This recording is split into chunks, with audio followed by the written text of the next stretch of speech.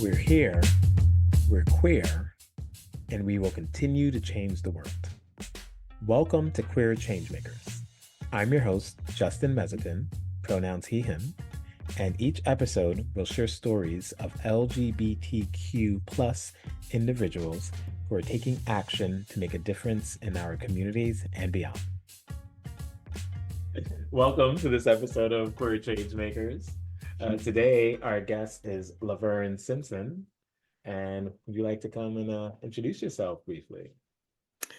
Hi, yes. Laverne Simpson. I am um, writer, producer, and director of a new stage play called Affirming Love. I am an Amazon author of a book called Just Be You, Baby, Guiding You Against All Odds. Um, I am I've been in ministry for several years. I will call myself partially retired. um, Mother of three, spouse and bonus mom to four, and Wow. that's pretty much me. Awesome. I Well, I'm guess I, super glad you're able to join us today and have this conversation. Um, I feel like you mentioned so many things. And I guess let's talk about the book first and then we'll get into the play. Like that honestly, that's a little more exciting to me because I love the idea of theater and just seeing how people take ideas and have different parts and enjoyable and enjoyments. But let's talk about the book really fast. So Just Be You, Baby. Uh, yes, just for you, baby. what's the book a little bit about and like what led you to write it? Well, um, it is basically I strongly believe in people being allowed to be themselves. This book it speaks some truths about my life and my journey of me being being raised traditionally and in the Baptist church and struggles with being able to come out, being able to be myself, being able to live as God created me to live. I mean, to be, or being able to be who God created me to be. Let me say that.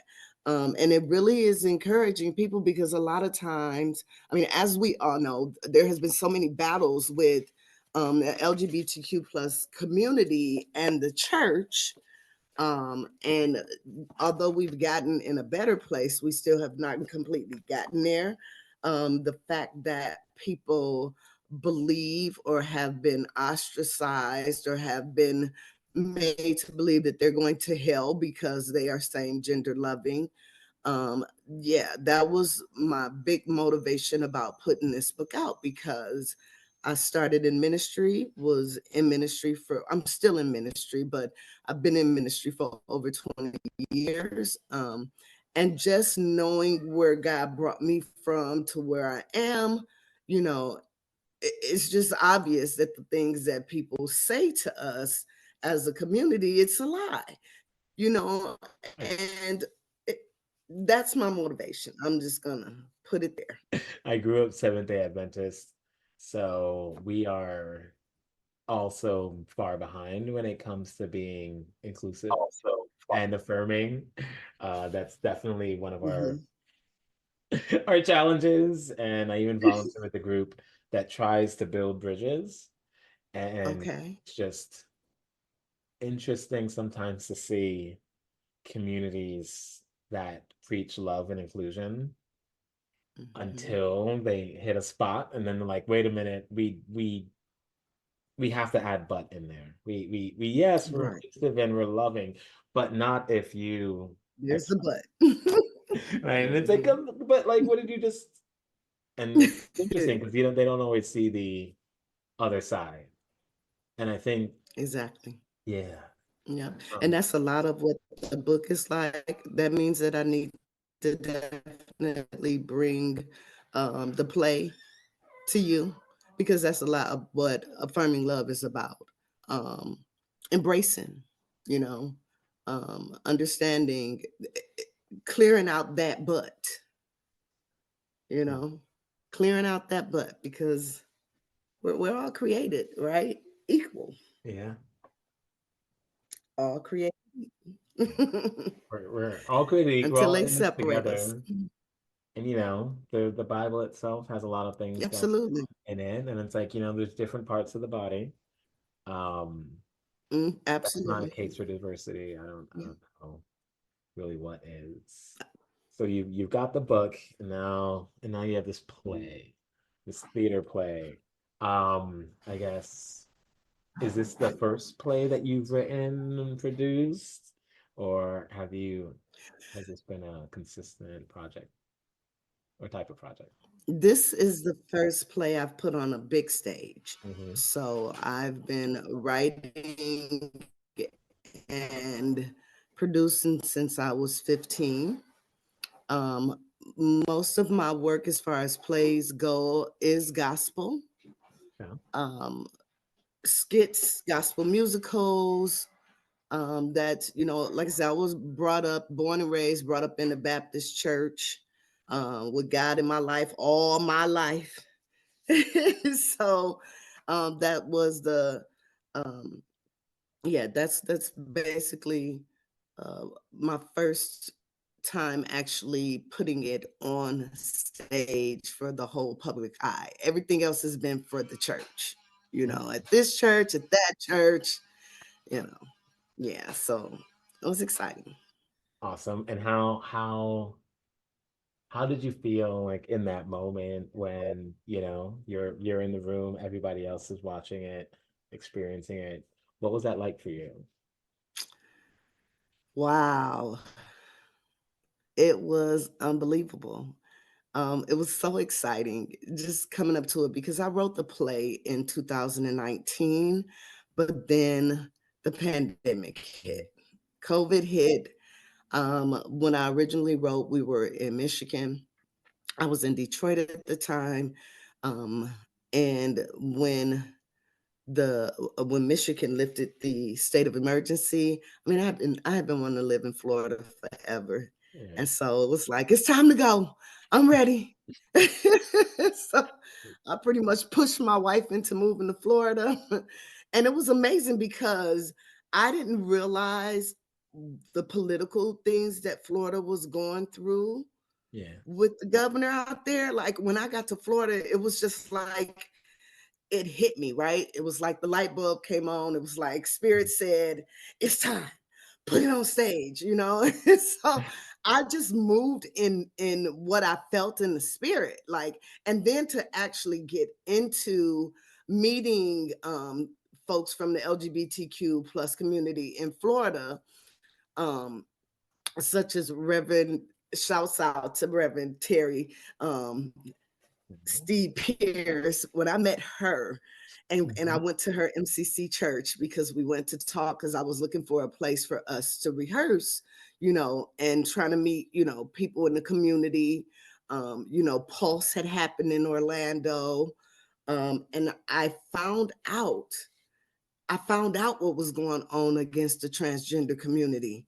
And I thought, oh my God, this is why it's time to put this play on stage. Like, everything that was happening, this play speaks.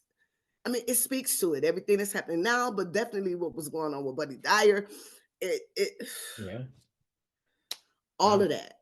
That's awesome. Ron DeSantis, Mr. Duh. Yeah. It's It and it's speaks awesome how volume. like things also work out in an interesting way. Absolutely. Like with the backdrop of exclusion, let's say. The Right. background of someone who wants to build up walls against people and keep people out. Um, Absolutely. you get there. And it's also interesting because at one point people are like, yeah, Florida, that's where freedom is, right? We don't need masks, we don't need these rules, we have Right. outdoors. But then on this other side, it's like, actually, Right. not for everyone, I guess. Not these people in our community, not, certain Mm-hmm. folks and stuff. Um, Mm-hmm.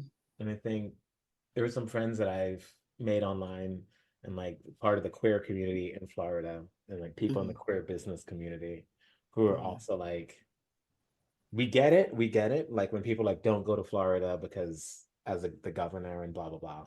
But it's like, Mhm. but there's also queer communities there. There are also queer entrepreneurs, queer businesses who are like, but we're Absolutely. still here, right? And like, I get it. We don't want to support whatever's in top of this on charge of the state, but like, we're here and Yeah. our businesses need our help even more than ever. Uh, Mhm. so that's awesome that you are able to sort of be there and put on this Yeah. show and like, Yeah, voices oh, still need to be heard, and I think it was just perfect timing, and it was so amazing because I also have a friend there, and he has a older lady who's a chaplain who he's been friends with for like over 30 years, but she is so against the LGBTQ plus community. She's mm, church lady, and it was like, he said they've been arguing about stuff forever, the Bible versus inclusivity, and she actually came to the show. awesome. She actually came to it twice. She Okay. came to see it twice. And when I tell you she hugged me, you know, she spoke something to me that I already knew, but I still received it. God has so much in store for you, and you need to put this play out all over the place. And, Mm, don't you stop. And, this, that, and the third. And it really felt good because that means that the message came across. Somebody got it. And the biggest thing is to tie the church together with the LGBTQ plus community, to get that one thing. Well, I'm not going to say, well, I am going to say that one thing, the Bible in the center of it, because that's what everybody is basing things off of, the Bible. But mm, get that one thing out of the way and put love in the way of it. Let's replace that. And I'm not saying replace the Bible literally. I'm just saying, the whole ideal of having to, and I stand on God's word most definitely, but when you want to place a book in between people and community versus love, which God is and God is all about, that's what it's all about. That's what the play is about. So, trying to help those that are trying to welcome the LGBTQ plus community in their church homes and don't really know, you know, how to do it or how to go about it. Those who are lacking knowledge, you know, yeah, because you're thinking about our bedrooms and instead of thinking about us as people. yeah. And that's So yeah. something I experience a lot trying to start some of these conversations. And sometimes when I think of the people at the top of these churches, it's they know the truth. They know that like if we do have open, out, proud queer people in our communities, eventually we will love them, and then eventually we'll see that we were wrong. And I think that's part of the reason why it's like, no, we just don't want you here. We don't want you to be loud. Um, yeah, because at the end of the day, Yeah, like in theory, all of it hangs on love, right? So if you don't absolutely. have love, like what's the point of all of that? And Absolutely. Yeah. yeah, Well, yeah, at it's the end it's of the day, it's all about us just loving one another. I just think that we've been brainwashed, all of us, even at the top of it all. You know what I'm saying? It's just to put people in boxes and allow religion um to supersede love, you know. Mhm, Biblical laws and things, and then people going all the way back, to the New Testament time when we're even beyond. I mean, they're going back to Old Testament time, and we're even beyond New Testament time nowadays. You know what I'm saying? Like that's just the thing that gets to me. How there's so many people, unfortunately, who have been torn away from their families, or who've allowed the church to tear them away, who, would rather listen to a preacher or, believe in their faith more than love their child. And that hurts my feelings, that Mhm. hurts my feelings. And it took a while. I wasn't one of those kids whose parents were like immediately, "You're my daughter and I love you and it's okay." No, I wasn't. And I know that there are people, who have families who embrace them, and that's awesome. Good for them. But there are people out here who have been stripped, from their birth families because they would rather be judgmental. They don't understand. They don't, and that is the thing that hurts my heart more than anything. I can probably cry about it every time I think about it, because the fact that you preach this word and say you believe and stand on things, yet you can be so judgmental and Yeah. you can be so quick to hate, you know, Yeah, because, so yeah. it's interesting, and like I grew up Seventh-day Adventist, and I'm still processing where I stand now. But there's this idea of I had this thought and then I completely lost it. But when it comes to sort of community and connection, okay, got it. um, Okay. when I think about the reasons why people leave church communities, Hmm. it's almost never because the church community was just too loving. It's not like, right? No one's ever said, "Oh, that church, they accepted me just so much." They were just always giving me hugs and we were having jokes and they invited me over for food. Everyone was just so nice. I have to leave. Right. But it's but the other side of like I was there, but then like I wore jeans one day and I got the looks. I sat in someone's seat and they were like, "That's not where you belong. That's my, this is my place." I wanted to do something and someone said, "No, you can't do this role." These people were judgy. These people made faces. My parents someone had a divorce and Mhm. they looked at me differently. And it's Mhm. like sometimes when people are like, "Why are people leaving the church?" It's like, well, look at the church. You all don't look so happy. You're not making it a fun place to be. Okay, you're not being a good example. Yeah, it's like why would I want to join that? Why would I want to join that group? That's not fun. Yeah, yeah, And then absolutely. even something I thought about recently was there actually are people who leave churches that are too loving, but those are the people who are like, no, we need to be more judgmental. How could we let these people in? How could we do this? And I'm Exactly. like, oh, so those are Yeah, the yeah, ones. yeah, and Um, that's the thing, like, the church isn't even what it used to be, um, and even being a minister and in ministry for so long, um, it has just become not the atmosphere that I particularly care to be in myself anymore. You know, I would rather do my ministry in the streets. I would rather be ministering elsewhere. I don't, that congregational thing is just so much and it turns so many people away, and it's so many different, it's just too much. yeah, yeah. So Um, I'm, I, you know, yeah. I read this book once about this other guy who did something similar, who was like, you can have your church and or your temple, and I'm gonna go hang out with the other people. Gonna go by the Yeah, seaside. We'll talk a little bit, have some fun, exactly. hang out at people's houses. You Right? know, you So I can feel have like you're following some good footsteps there.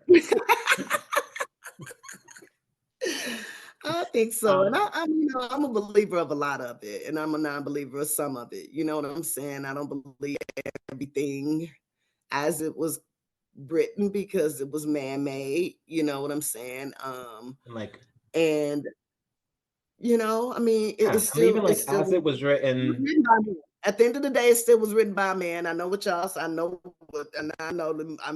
Bible told us probably out there going like, "What she said." yeah, At the end of the day, it was still written by man, and I believe that the thing that God really wants is the relationship with His creation.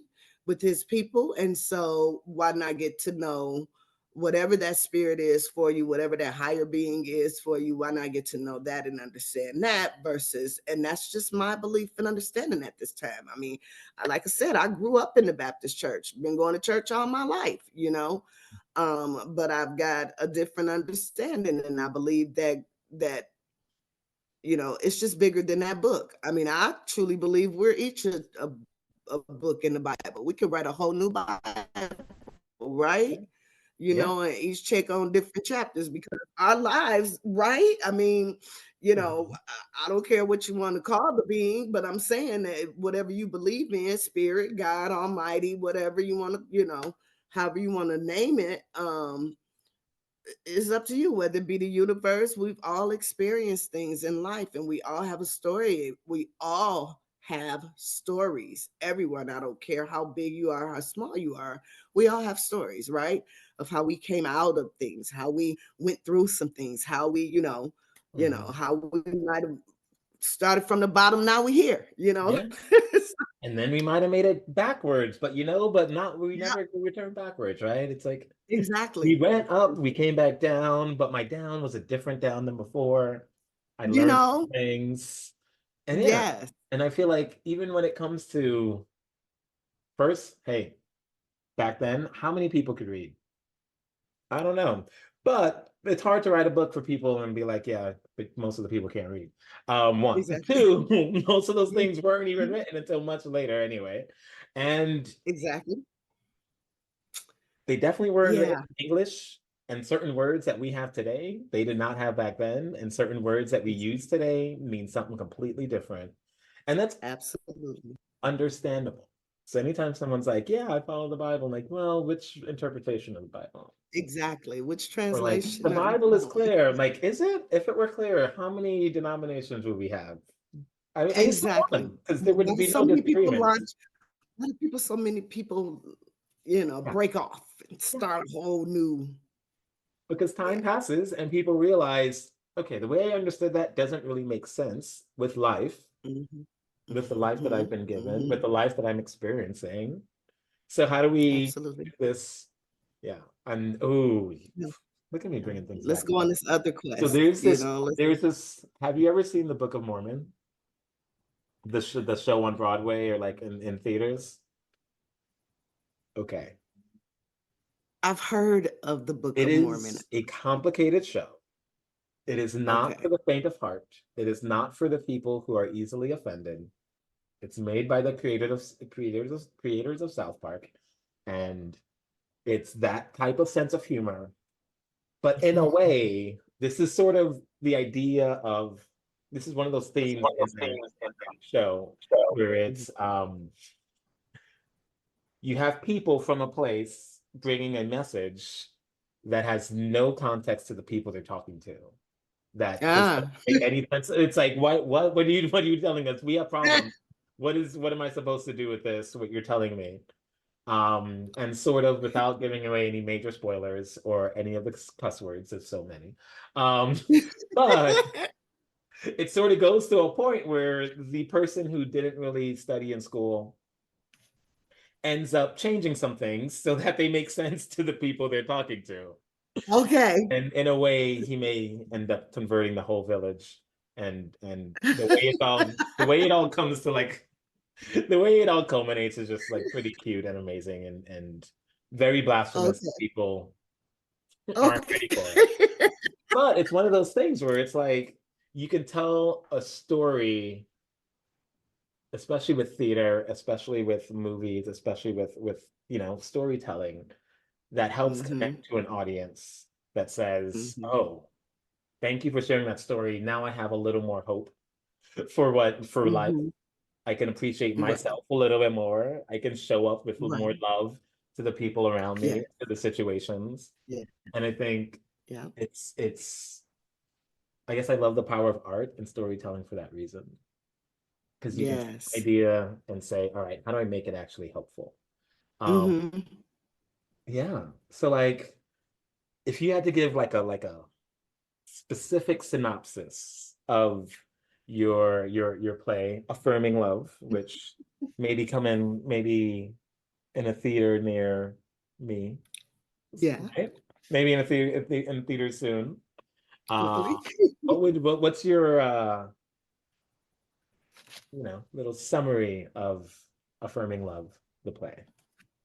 Um, I would say Affirming Love is a drama. Um, it's based off of matters of life and death, um, in relationships, um, in the lives and relationships of the LGBTQ plus individuals, straight individuals, their family, and the church, their faith communities. I'm not saying the faith communities. That's what it is. It's a drama. It's based off of different scenarios of, yeah. Okay. Love it, love it, love it. Okay, okay. So what is happening in your world, or what do you want to be happening with Affirming Love as we go further into 2024? What's going on with it now? The goal and my prayer and desire is to get this play on as many stages that I possibly can across the world. Um, I would like to work with other directors who would be willing to introduce it to their communities. It's not just for the LGBTQ plus community, but very much so for faith-based communities as well, to help bridge the gap. So the prayer and desire is that it will go all across the world, starting in the United States, as many stages as I can get it across. Right now, initially, even if it's not me directing and producing it, I want to introduce it to other producers and directors and other people who find it interesting and would want to bring it to their local community, to their city, to their states. Um, Work with people and just getting this message out because it's very important. It is based off of um, a program written by a Reverend Roland Stringfellow of MCC Detroit Church. He built a program called Umoja. And for those who know anything about Kwanzaa or Swahili, Umoja means unity in the community. Oh, And when I had my brick and mortar, he had introduced his project to me, his program to me, and asked would I be interested in hosting the program at my church. And so when I read the program, immediately it's like this needs to be this needs to be put in a play. Like this is no, people need to see this, not just hear it. And so I based the play is inspired off of that book, off of that program. It brings to life um, scenarios of what Reverend Strolin was trying to implement, what he's trying to get across. Um, and so, with his permission, I went to him. I could not wait until I saw him again after reading it the first time. And when I saw him, I said, "Oh my God, will you let me build a play around this?" And he's like, "Yeah, sure." Right. And then when I built the play, I think it shocked him so much because he never, I mean, even writing the program and it being put on and he, all the interviews and things that he did to get the program to actually see it come to life was even more eye-opening even for himself. yeah. So yeah, that is the thing. I want to take this play across the world. I want every and anybody that is willing and able to sit down and watch it to see it, because it's going to open their eyes. It's going to open the eyes of naysayers, right? To something that maybe they're still questioning. Maybe they don't have an understanding. Maybe they do want to understand. Maybe, they don't, and this will help them to, because according to the Bible, the people perish because of a lack of knowledge, right? So let us give you knowledge of what actually sometimes happens in the LGBTQ plus community, because you guys are looking at it from the outside, but you don't know what it's like for us, even as a community, as a people, you don't realize some of the things that we go through and have gone through, and what the stuff that you guys put on our backs Fair, fair. because of your feelings and what you think about things. I love the fact that it's not No, just information. Because I think there's a lot of information and a lot of books and like good knowledge, right? Like perfect, great knowledge, but absolutely. sometimes packaging it Mm-hmm. in a story, packaging it in drama, Right. packaging it where I'm not preaching at you or telling you what's right and what you need to do, but like you're seeing it play out. You're seeing what happens when a certain Yeah, idea goes too far, or you're seeing what that absolutely. experience is, and now it's like, you know, that Mm-hmm. you're able to reach a different part of a person. Um, Yeah.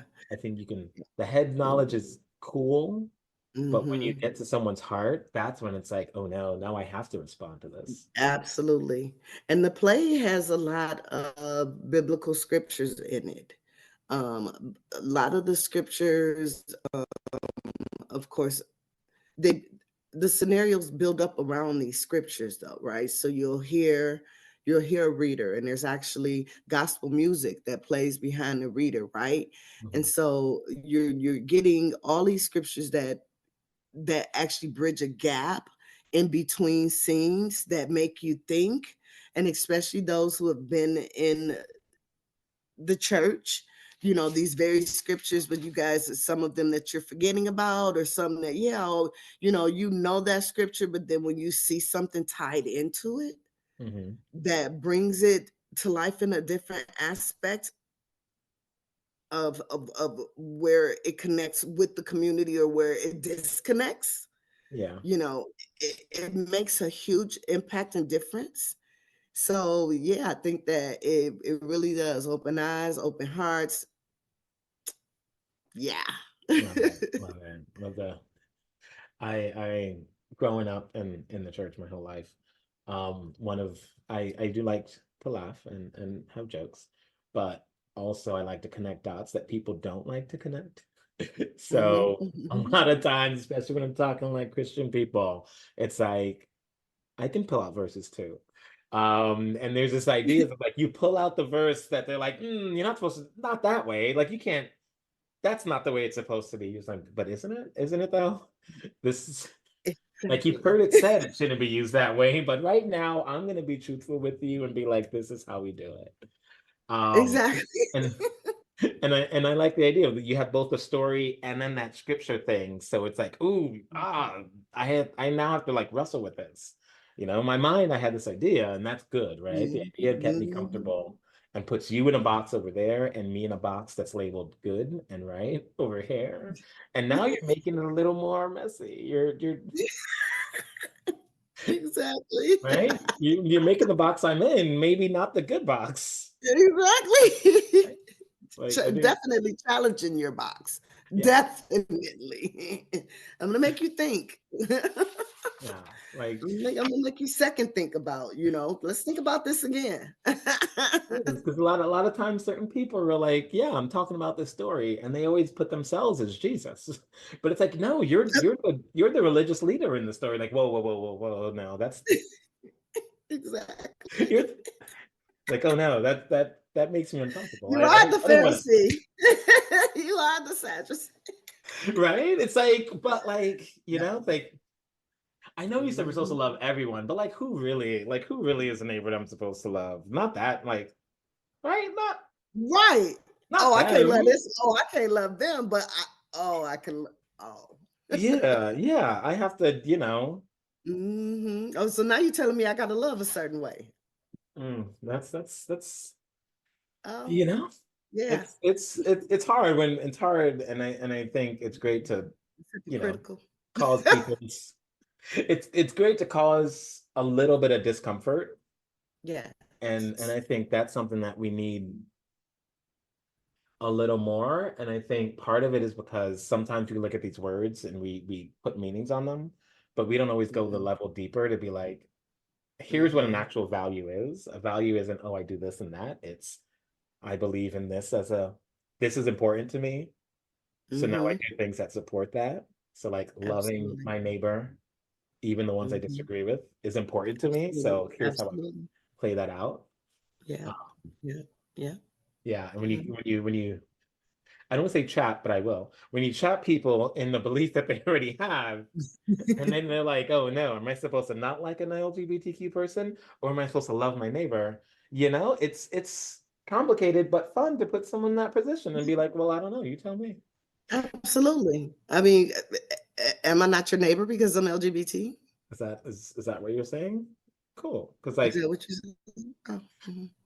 I know I'm good. So I could walk away Exactly. from this whatever, but I just like to hear what your answer is. Exactly. Um, You know? Yeah. yeah, I think there are many people who sadly believe that they are correct and believe that they are doing the right thing.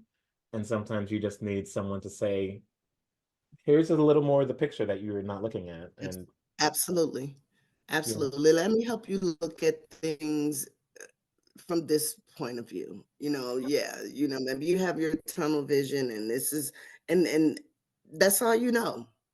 We get that. But at the same time, there is a light at the end of this road. There's a light at the end of that road, at the end of this tunnel. You know what I'm saying? And so, you know,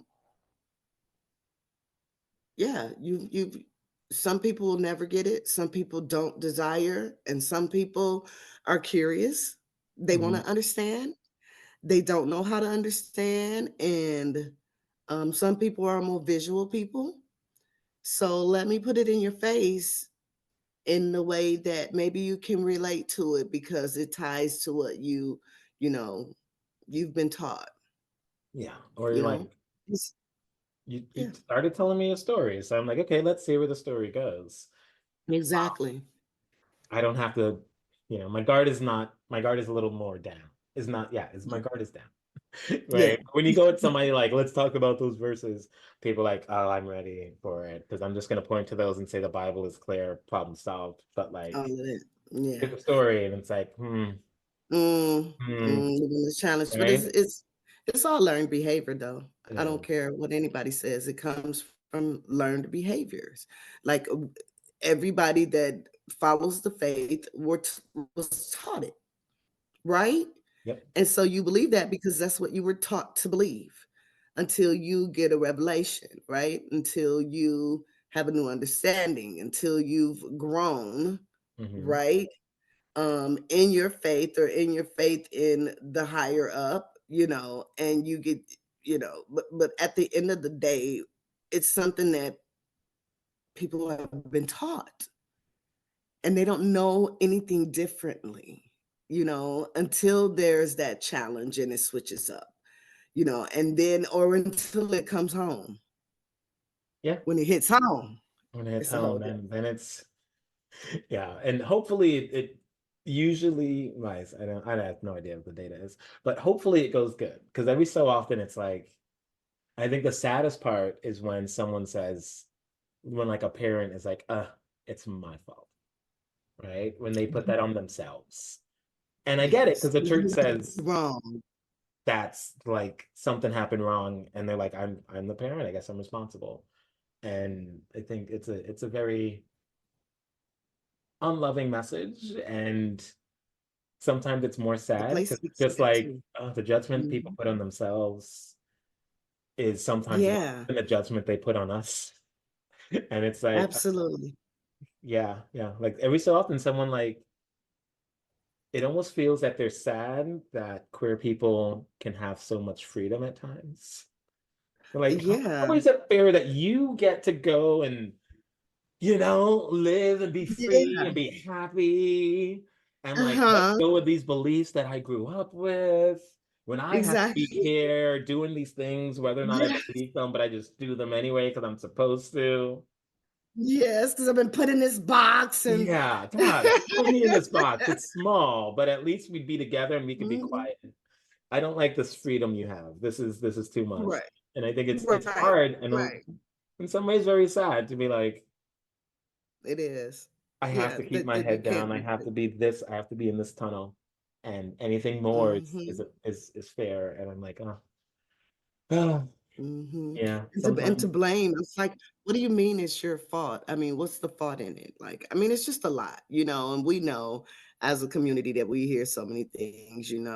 I had a young lady whose family definitely was against it, to the point where I guess they thought they was gonna beat it out of her. You know what I'm saying? And here I am trying to protect her, and open my door to her. How sad is that?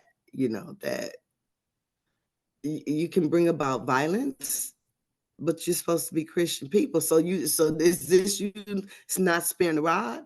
You know what I'm saying? Is that what you're saying? You're gonna beat it out of it? That's not it.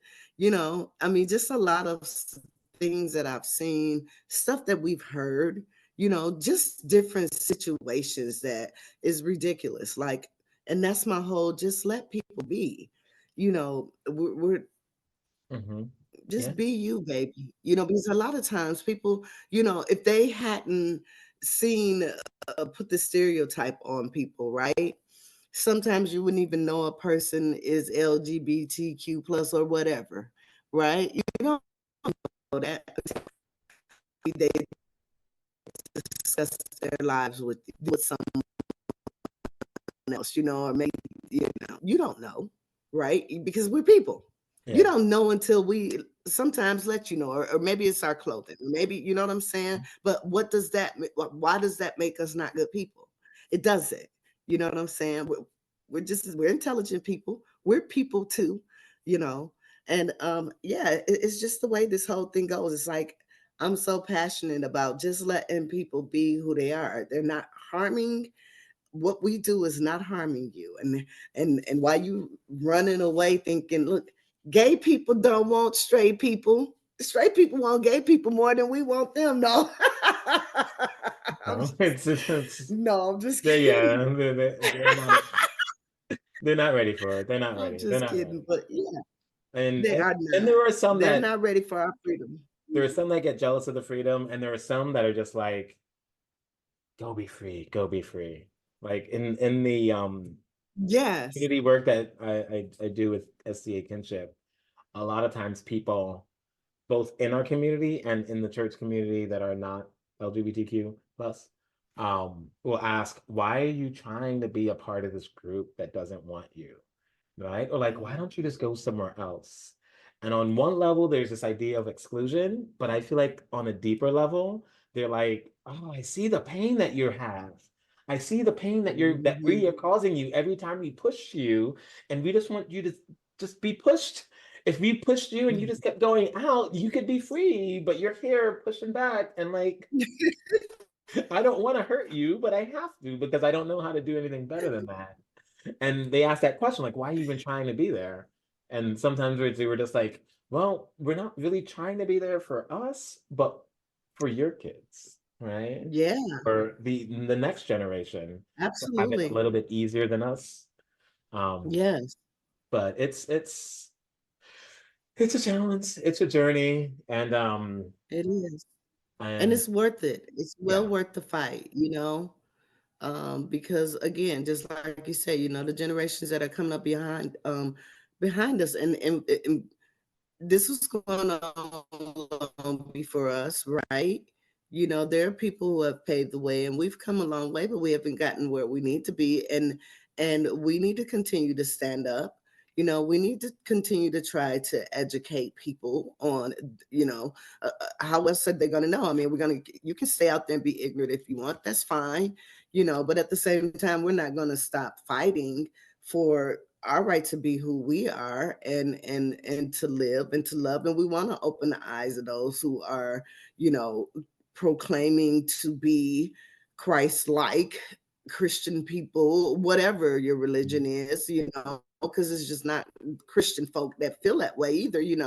It's it's other people. It can be people who aren't even believers, right? Who just don't understand. And so let us educate you. I mean, the only way we learned the things we learned is somebody taught us. So we got to keep it out there. We got to get people to understand. You know, Okay. we got to keep fighting for it at the least. Yeah, we had to fight, and also like as you're doing, making art, right? Creating stories, putting them Absolutely. out. Yes. Because also Yes. there's joy in that. There's joy in that. Like it's good to It fight, is. but It there's also a is. way to fight with joy where it's like Yes. Yeah. you're With a fighting, but laugh it's here also and just there. fun. It's also I'm It having a good is. time in this It making. is. Not Yeah, always. it And there are is. definitely some hard conversations and just stories that you get to hear and be with people. Mm-hmm. But also, I think The sometimes the fun in it. having that queer joy, being like, we can be happy and joyful and Yeah. celebratory. And if you Yeah. want to be sad and sit in the corner, I guess, I So mean, be nobody's it. gonna stop you, but I found joy and I'm Absolutely. gonna hold on to that. Yeah. Yeah, And that was so one of the great things too, about doing the play. It was like just listening to people. Like when I first did auditions or when we did the first script reading, so I mhm, didn't let the cast read everything up front, right? So they only auditioned with certain sides. And then when we had the very first rehearsal, I gave out the whole script. And so we read through the script. And so I have a transgender woman, I have a gay man, I have a straight and curious guy, I have a straight man, heterosexual man, I have a heterosexual woman married to a man, I have a young lady mhm, um, who is an ally, and I have a lesbian woman. So it's a mixture, and none of them really know for real the script yeah, until they read it. And when they sat down and read it, Justin, let me tell you, the stories that just started flying out, and there was laughter, and then there was pain, and mhm, then there was tears, and then it was like, oh my goodness, this is so great. Oh, and we just couldn't wait. And the way we all came together, it was like, it was just awesome. It was just awesome, and it was fun, and the creativity to it and the action. And I mean, when I tell you they put themselves in this play, mhm, and some of them are in positions that they don't live in their everyday lives, right? yeah. Are in this play, and they've got to now become something that they aren't. It was just great. It was just phenomenal watching it. It was a bunch of fun. It's awesome. It And was a bunch of fun. this is a podcast, so people can't see, but I could see you, and I know you see my energy in it. I see your energy. I see the joy. There's like you're saying it out loud, but part of me is like it's like you're reliving it. You're remembering that moment. You're remembering the different parts of it. And I guess that's yeah, that's Mhm. something I just love about art and stories so much is it brings us Yes. close. It can do so much, both for the impact it Isn't makes, it? but also as an Mhm. artist, the impact that you feel from being like, I helped make that happen, right? Like these are just people, and then Yeah. we fought this thing to bring us all together and to be bigger than ourselves and bigger than Yes. just a food around the Yes. table. And that just Yes. I love the joy that I'm getting from this conversation today. Thank you. Yeah, because it's Thank you for being exciting. here. Because if you weren't here, it'd be a very different conversation.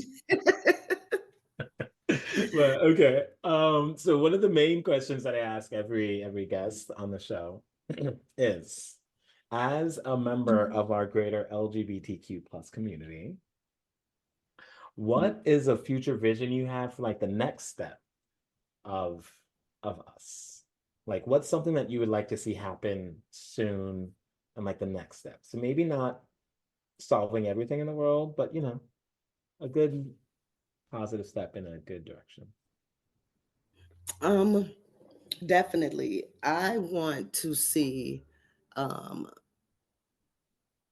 families being brought back together. I want to see children being able to be educated and not shunned or not turned away. Right now books are now being taken out of the school and, off the shelves. And my vision is that we educate our youth.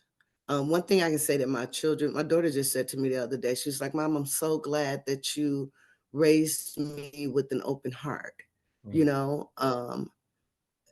And that's what I want. I want my grandchildren to learn to accept people for who they are and not because of what society says they should be.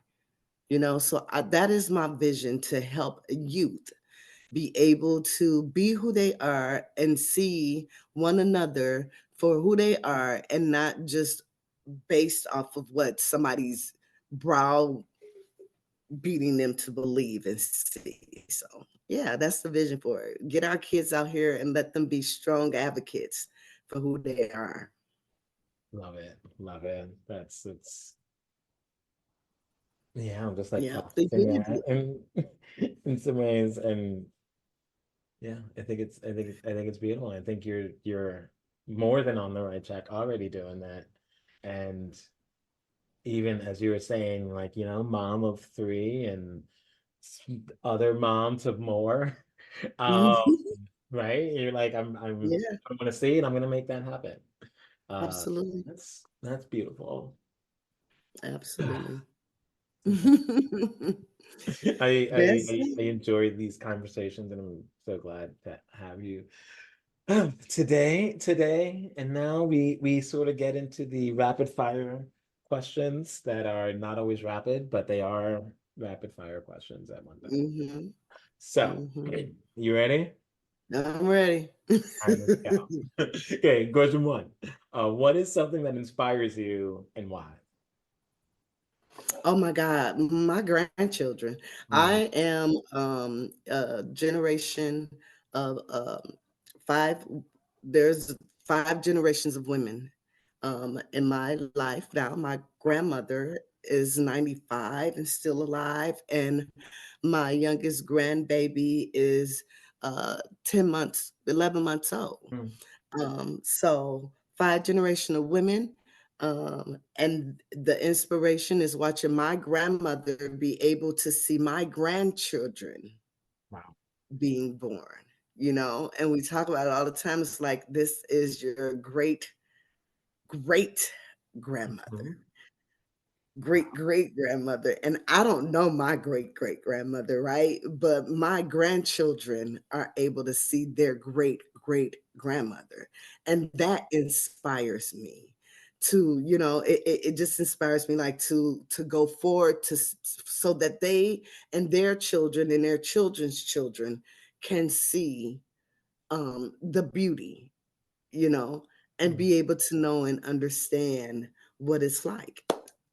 that's beautiful. Beautiful. I'm just imagining the picture of at least the five of you, but just like seeing Yes. that's My grandmother, my mother, me, my sister, my daughters, and then my grandchildren. And yeah, it's exciting. That inspires me to keep going. awesome. All right. What is something that you do for self-care? Like a favorite self-care? Um, Honestly, my favorite self-care thing is just I work a lot of hours. And not only do I still work a 9 to 5, and then I work after hours doing the things that I do Mhm, with the arts and theater. Self-care for me just means to take out time just for myself and do nothing. mhm, mm, And I mean, do nothing. I mean, don't think, just take a nice, good hot shower, just, sit back, do some meditation, and just relax. That is self care. For me, um, watching my health, all of those things play a part of it, but getting the proper rest is so Mhm. important, Yeah. especially as an African American woman.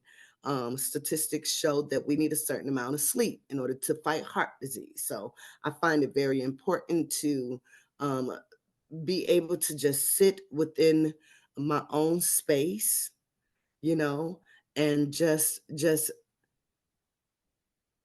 let go of any and everything that I could possibly want to be thinking about and do nothing. Right. I may have to reach out to you for some ideas. One, if I can That just is get that is one day, and I do, I make sure I get one day because I work long hours. So I make sure I get one day of mm, not doing anything for anyone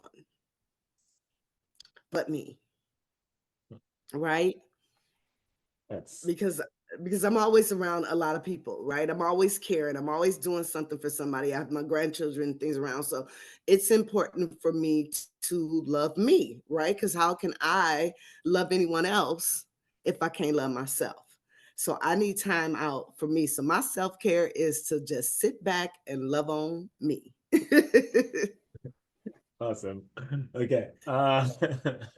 You ready for this one? So do you have a favorite joke or something you recently laughed at?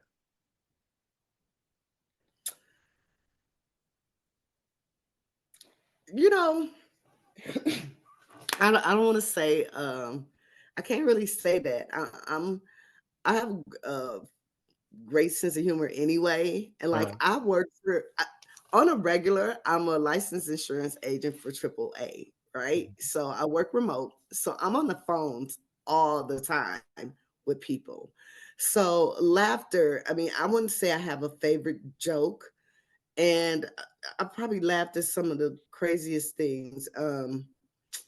I don't know. I can't pick out one because I laugh. I like to that's laugh. right. There's been a lot of laughter in this episode too, so I'm happy for that. Yeah. I can't pick out one. I'm on the phone with people all the time, and it's just hilarious because anything may come across, right? Anything may be said, and I say all the time, I'm like, AAA is probably listening to me, like, here she goes again. Right. So like, you know So what? We actually are going to record your calls for quality assurance, but it's just for the jokes. It's just for the it's just for the enjoyment. let's see what she's got to say today. Oh man. So since you didn't have one, I'll share one that someone told me last night.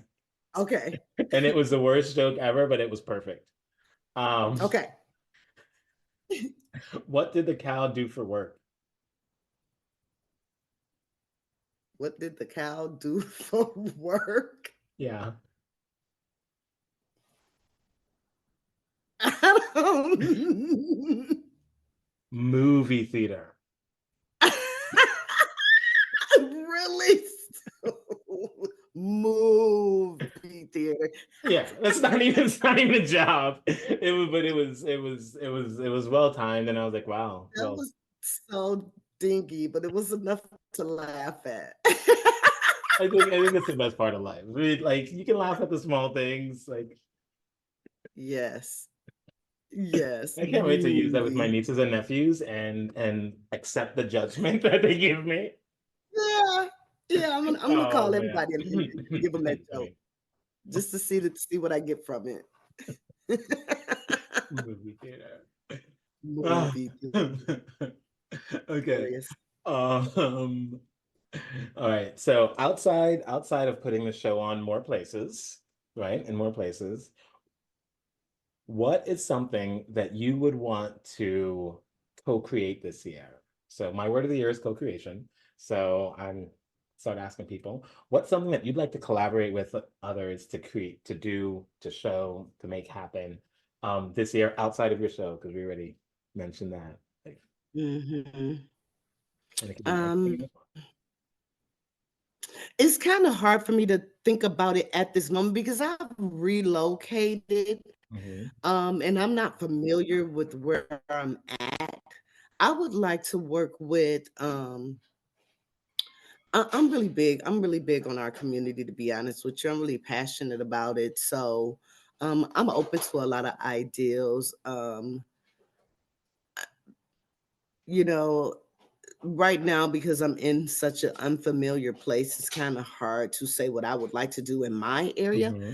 But I'd love to be able to work with others in the areas that anything that's going to promote us, like, anything that's going to strengthen the LGBTQ plus community. Um, I don't want to get too. I don't want to get into, boxes when it comes to it, but I want to be able to have spaces for young adults, who are struggling with themselves, and co-create maybe a program um, for them to be able, and not just a place for them to come. I think single. Let me tone this down. Let me hone this in.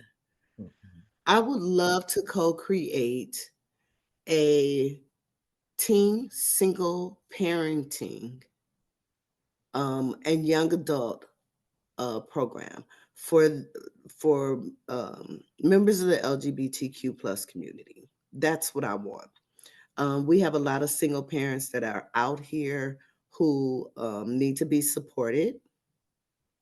Um, we have those who have gone through things and maybe have become impregnated in ways that you know, they didn't agree to, and they need support. Not just the LGBTQ plus community. I see this for all teens, single parents, young adults, um, in whichever way, because sometimes youth are put out there, right, because they become pregnant, they become fathers and didn't expect to, and they're pushed away. They need support. I know as a young mother, when I was a mother, I mean, my first child was born at 19. I was fresh out of high school, and there was a program that I was in that helped me, even though I didn't get put out of the house. You know, there's no book on parenting, right? And then to be put into tougher situations and to be an LGBTQ plus community, and to be, Yeah. taken advantage of, or something happens and then now you're excluded, you're put out there. I want to build something where they teen mothers or teen parents, because not just mothers, sometimes it's put on fathers too, right, where they can come and have a support group that can help to teach them how to be successful and still be um, prominent parents, be good parents, whatever that looks like, because nobody has the true answer to it, but just help balance their lives. So yeah, did that answer the question? It did. I mean, it's your answer, and I love it. it it's great. It's great. Like I feel like that's great. And So where are being, you? Where's my co-creator that wants to build this with me? I mean, you gotta Yes, you start with the vision, right? You put it out there, and now there might be other people who are thinking the same thing. absolutely. That's how things happen. You're in a new That's how place, and things like you happen. might build that community too.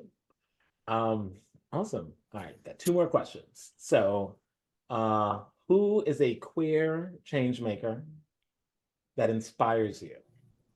So, who in the greater RuPaul. LGBT, RuPaul? Hmm. I love RuPaul. I love RuPaul. I love Drag Race. I love everything about it. I love my drag sisters and brothers. Hmm. And yeah, RuPaul inspires me. I love it. I love watching, because the show is not just about a show. It's so many things that happens that people end up finding themselves, or they've never had a community, or they've never been around people. And I just watch the show, and I'm just watching how it really impacts people's lives. I love RuPaul. Nice. Love it. It's a great show at times. And I remember this one time when people were like, it's like RuPaul's therapy session going on with certain episodes. And like I get it because it's easy to turn to humor sometimes instead of being, Right, "Oop, that's my story too. What about me? right. I need to send this episode to my family, right?" But it's it's amazing what RuPaul's been able to do over all these years, and Yeah. like keep doing it, get And I another know it's for the Emmy. drag queen community. It's just like I said, it to me, and I mean I can name several others as well, but when I watch that, I see even transgendered males, from male to female, transgender women, or even RuPaul has had straight people being drag who do drag, you know Mhm. what I'm saying? Yeah. And that opens up different eyes, a trans man who does drag, right?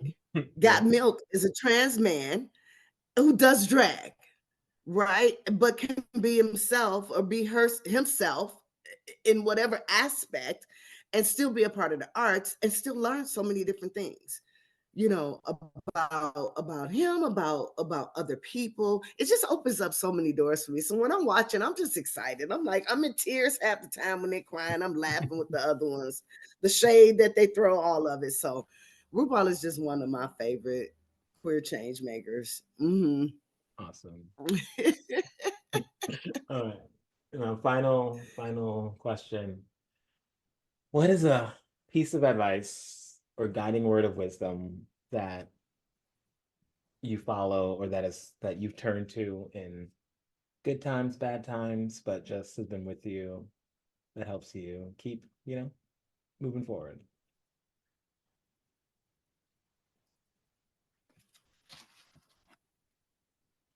Don't give up. Don't give up. You can do it. Work on it. Don't give up. You can do it. Work on it. I feel like if you can see the vision, you can make the vision come to life. So work on it Wow. and Wow. don't give up. Wow. Um, Thank you so much for this conversation. You're It's so been a welcome. joy. It's been a treat. Uh, there are lots of laughs, lots of ideas, lots of sharing, and I am so glad that I got to be able to do this, and that we had Thank the you. time to have this conversation. Um, it's great. I love your smile, your passion for inclusivity, and even when you talk about your family and just your joy for Mhm. kids and all of it. Thank you, It's Justin. so much. This has been great.